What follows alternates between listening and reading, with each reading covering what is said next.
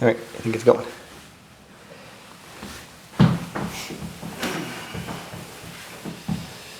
And we can just keep going because we can always edit stuff out. So even if we screw up, let's just keep going and just redo it.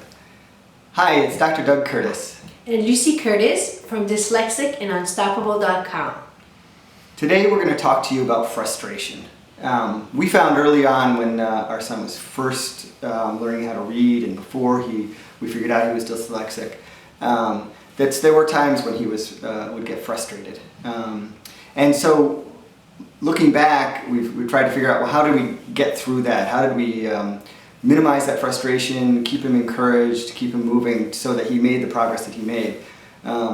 Because now we don't have to experience that anymore because he's basically reading very well. He reads above level. He loves reading. He loves school. So we don't have to deal with that. So we're thinking back at these and we're looking for tools and techniques that we used. So that's what this video is about, certain tools and techniques. So the first one we used was audiobooks. Yeah. So why don't you explain that one? Well, when he had an assignment to do for summer reading, we would get the book and the audio book so that he would listen to the story first and then read the story with the book. Read the story with the book. Read the story with the book. All right. Here we go again. All right. Hi, it's Dr. Doug Curtis. And Lucy Curtis from Dyslexic and Unstoppable.com. Today we wanted to talk to you about frustration. Because we know a lot of parents and their children who are dyslexic experience frustration. Looking back at our child, Felix Alexander, his progress through dyslexia and becoming an excellent reader, we realized that there were times when he was very frustrated. And we got through it, and we were trying to think what were our tools and techniques that we use. So that's what this video is about. So the first tool we used was audiobooks. So why don't you tell them how we use that? Audiobooks, we use them when he had in the summer, if he had a reading assignment, he would listen to the audio the first time, and then the second time he would read the book and listen to the audio at the same time. And so this way he could hear it and read it at the same time, so it would help him especially figure out the words that he didn't understand and things like that. I think also it did a couple things because it's so important with dyslexics to use multiple parts of the brain. By hearing it and seeing it and reading it, he was using a bunch of his different parts of his brain.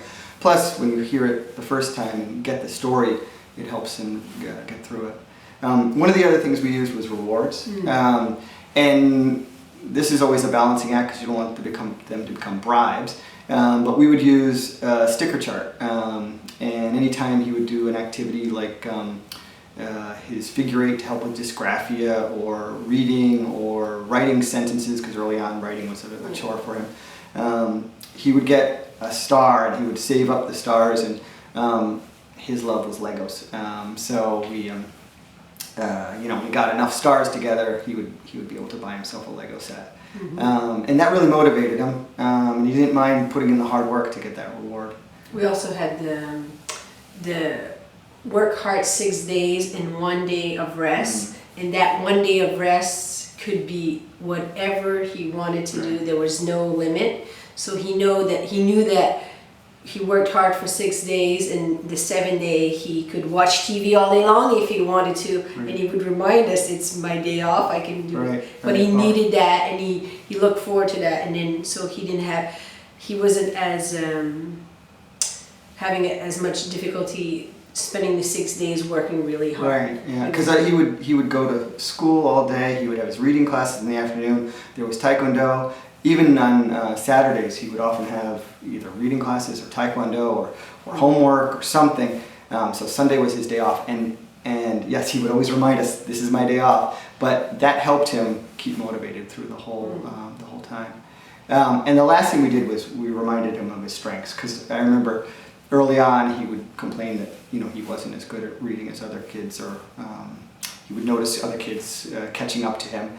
And so we would remind him of his strengths, his amazing mechanical mind, engineering mind, the way he is with Legos, his persistence, all those things, just reminding him of his strengths made him feel good about himself, so he was willing to put himself out there. Well, that, and also letting him do activities that go with those strengths. Like he liked Eli Whitney, which was a camp with building and things like that. So he could go to those camps, and so that those were things that made him feel good about himself. So we did let him go to those classes and things like that, so that he was reminded and enjoyed that part of him. That part of himself that made him feel good. So we let him take these classes.